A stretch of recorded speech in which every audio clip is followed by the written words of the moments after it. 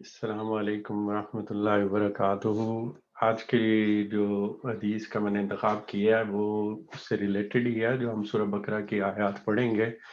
تو اس میں ایک جو آیت تھی اس کے اندر ذکر کیا گیا تھا، جس طرح سے ہم نے مسلمان کی ڈیفینیشن پڑھی تھی یا مسلمان کے لغوی معنی میں بھی دیکھیں کہ ہم اس میں اللہ اپنا آپ جو ہے اللہ تعالیٰ کی اطاعت میں سونپ دینا ہے، یعنی کہ پوری طرح سے حوالے کر دینا ہے۔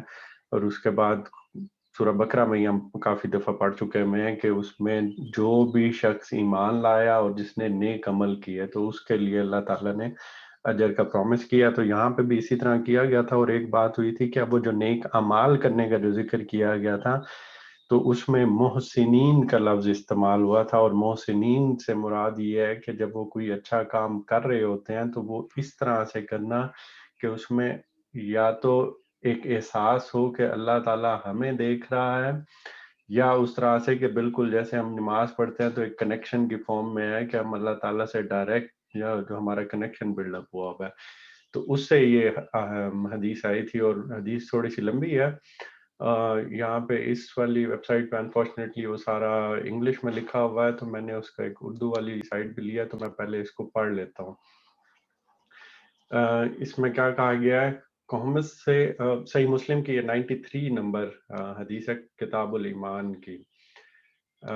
اور اس میں کیا کہا گیا؟ قومس سے ابن بریدہ سے انہوں نے یحییٰ بن یامر سے روایت کیا کہ انہوں نے کہا کہ سب سے پہلا شخص جس نے بصرہ میں تقدیر سے انکار کی بات کی معبد جہنی تھا۔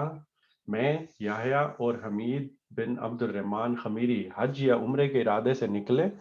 ہم نے آپس میں کہا کاش رسول اللہ صلی اللہ علیہ وسلم کے صحابہ میں سے کسی کے ساتھ ہماری ملاقات ہو جائے تو ہم ان سے تقدیر کے بارے میں ان آج کل کے لوگوں کی کئی بھی باتوں کے متعلق دریافت کر لیں۔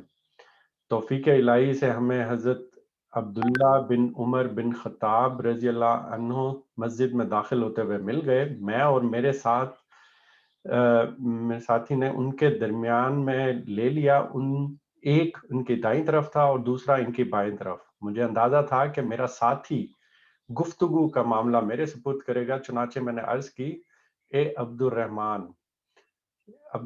اصل میں یہ عبداللہ بن عمر رضی اللہ عنہ کی کنیت ہے۔ واقعہ یہ ہے کہ ہماری طرف کچھ ایسے لوگ ظاہر ہوئے جو قرآن مجید پڑھتے ہیں اور علم حاصل کرتے ہیں، اور ان کے حالات بیان کیے۔ ان لوگوں کا خیال ہے کہ تقدیر کچھ نہیں، ہر کام نئے سرے سے ہو رہا ہے، پہلے اس بارے میں نہ کچھ طے ہے نہ اللہ کو اس کا علم ہے۔ ابن عمر رضی اللہ عنہ نے فرمایا جب تمہاری ان لوگوں سے ملاقات ہو تو انہیں بتا دینا کہ میں ان سے بری ہوں اور وہ مجھ سے بری ہیں۔ اس ذات کی قسم جس کے نام کے ساتھ عبداللہ بن عمر حلف اٹھاتا ہے، اگر ان میں سے کسی کو پاس احد پہاڑ کے برابر سونا ہو اور وہ اسے خرچ بھی کر دے تو اللہ تعالیٰ اس کی طرف سے اس کو قبول نہیں فرمائے گا یہاں تک کہ وہ تقدیر پر ایمان لے آئے۔ پھر کہا مجھے میرے والد عمر بن خطاب رضی اللہ عنہ نے بتایا ایک دن ہم رسول اللہ صلی اللہ علیہ وسلم کی خدمت میں حاضر تھے کہ اچانک ایک شخص ہمارے سامنے نمودار ہوا۔ اس کے کپڑے انتہائی سفید اور بال انتہائی سیاہ تھے۔ اس پر سفر کا کوئی اثر دکھائی دیتا تھا، نہ ہم میں سے کوئی اسے پہچانتا تھا، حتیٰ کہ وہ آ کر نبی اکرم صلی اللہ علیہ وسلم کے پاس بیٹھ گیا اور اپنے گھٹنے آپ صلی اللہ علیہ وسلم کے گھٹنوں کے ساتھ ملا دیے اور اپنے ہاتھ آپ صلی اللہ علیہ وسلم کی رانوں پر رکھ دیے اور کہا اے محمد صلی اللہ علیہ وسلم مجھے اسلام کے بارے میں بتائیے۔ رسول اللہ صلی اللہ علیہ وسلم نے فرمایا اسلام یہ ہے کہ تم اس بات کی گواہی دو کہ اللہ تعالیٰ کے سوا کوئی عبادت کے لائق نہیں اور محمد صلی اللہ علیہ وسلم اس کے رسول ہیں، نماز کا اہتمام کرو، زکوٰۃ ادا کرو، رمضان کے روزے رکھو، اور اگر اللہ کے گھر تک راستہ طے کرنے کی استطاعت ہو تو اس کا حج کرو۔ اس نے کہا آپ صلی اللہ علیہ وسلم نے سچ فرمایا۔ حضرت عمر رضی اللہ عنہ نے کہا کہ ہمیں اس پر تعجب ہوا کہ آپ صلی اللہ علیہ وسلم سے پوچھتا ہے اور خود ہی آپ صلی اللہ علیہ وسلم کی تصدیق کرتا ہے۔ اس نے کہا مجھے ایمان کے بارے میں بتائیے۔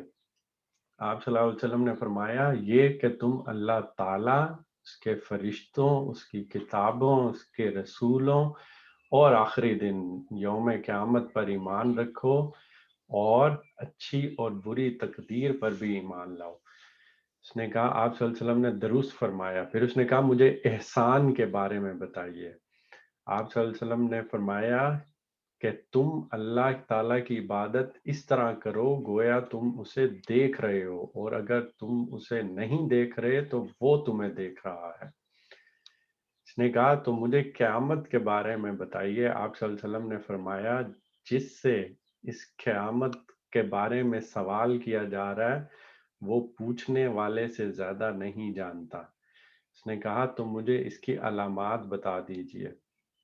آپ صلی اللہ علیہ وسلم نے فرمایا علامات یہ ہیں کہ لونڈی اپنی مالکہ کو جنم دے گی، اور یہ کہ تم ننگے پاؤں ننگے بدن محتاج بکریاں چرانے والوں کو دیکھو کہ وہ اونچی سے اونچی عمارتیں بنانے میں ایک دوسرے کے ساتھ مقابلہ کر رہے ہیں۔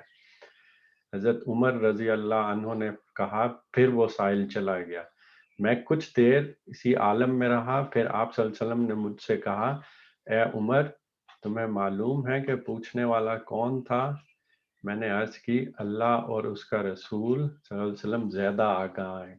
آپ صلی اللہ علیہ وسلم نے فرمایا وہ جبریل تھے، تمہارے پاس آئے تھے، تمہیں تمہارا دین سکھا رہے تھے۔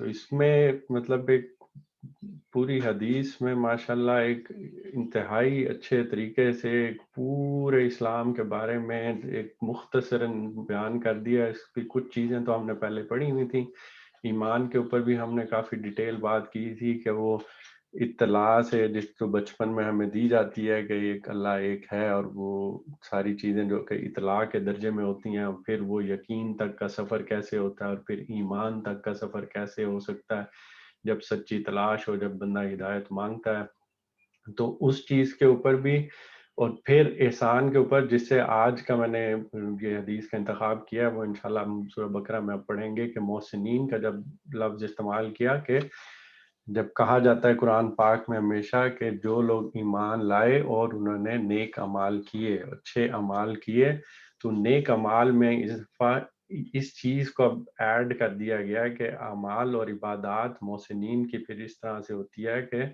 اس طرح سے کرو کہ گویا اللہ تعالیٰ کو آپ دیکھ رہے ہو، یا اگر تم اسے نہیں دیکھ رہے تو وہ تمہیں دیکھ رہا ہے۔ یہ لیول ہونا چاہیے ایمان کا، اور پھر اس سے آگے سفر جاری رہتا ہے۔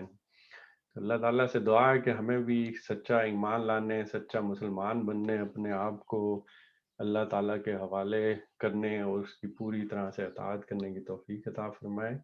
یہاں پہ ہم اس حدیث کے سیشن کا اختتام کرتے ہیں۔